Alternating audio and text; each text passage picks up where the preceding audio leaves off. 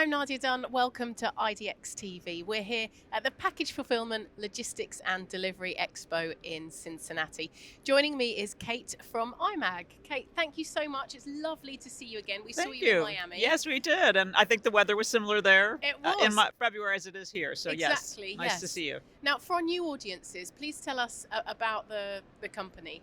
So IMAG, as we're known, actually stands for the International Mailers Advisory Group. We are a trade association that represents primarily U.S.-based international mailers and shippers. We do have some are based in other parts of the world, but they have a U.S. presence.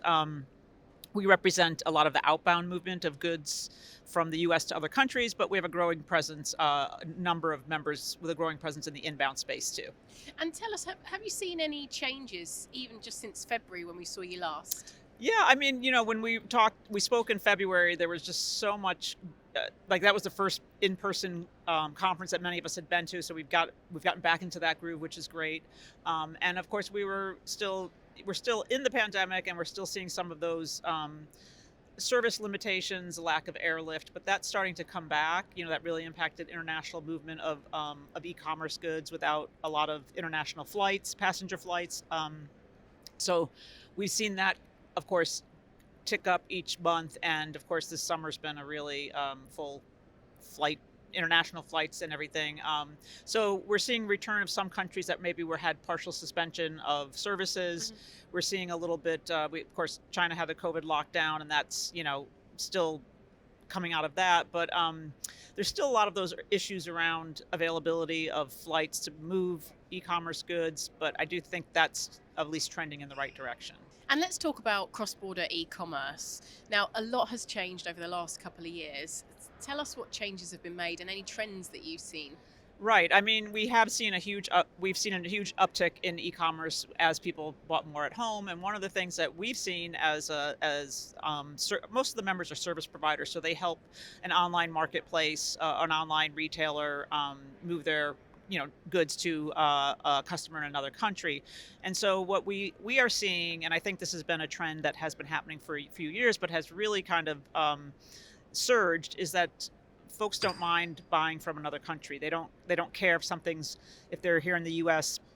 and the product comes from the U.K. Likewise, someone in Australia will buy from the United States. So we're seeing a lot more comfort among consumers to buy cross-border. And so what we're trying to do is, of course, eliminate any of that friction and make it as positive and as seamless a process for both the online retailer and the ultimate recipient in another country.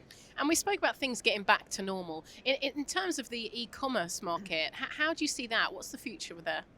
I think, I think that's what is the new normal there. And certainly, as we saw both domestically and cross-border, a huge increase in e-commerce as stores were closed and folks weren't leaving their homes as much. And, e-commerce is still expected to grow, but are we going to see this really high level of growth that we had during the pandemic? I think that's still kind of shaking out. But as I said, it's been one of those things where expectations maybe are a little higher too, where I don't know necessarily if something's coming from cross-border or if it's domestic. My expectations are it'll be here quickly, I won't have to pay that much. And I think that's the challenge for cross-border, is because you have duties and taxes, depending on the country you're going to. It may take a little bit longer, and yet the consumer seems to have these expectations of if not free delivery, certainly cheap delivery and inexpensive delivery and fast service. And tell us about new technology and automation within your members.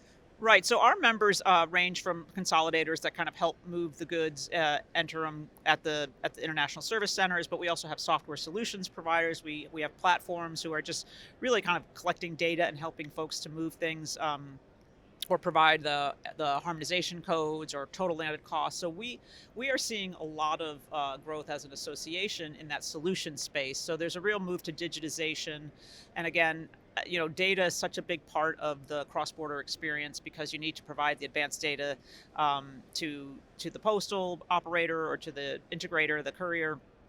So data is becoming such a big part of it that everyone has to either be able to do it themselves or use a provider who can do it for them. And we're seeing that be really a key component of what we can even help as an association is, staying on top of the regulations, what data is needed.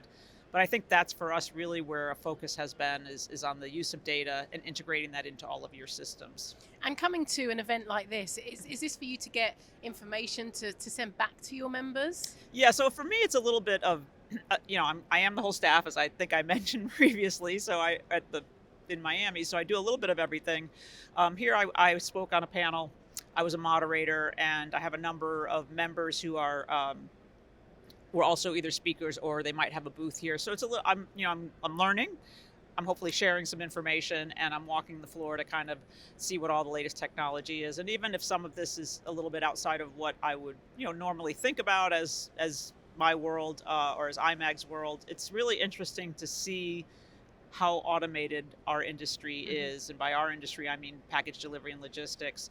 So it's a little bit of everything. It's learn, and it's to share knowledge, and it's to hopefully, pick up a member or two along the way. So, well, it's lovely to see you again, yes, and hopefully we'll see you at the next one. I hope so too. Thanks, Thank you very Kate. much. Thank you for watching IDX TV, brought to you by CCL.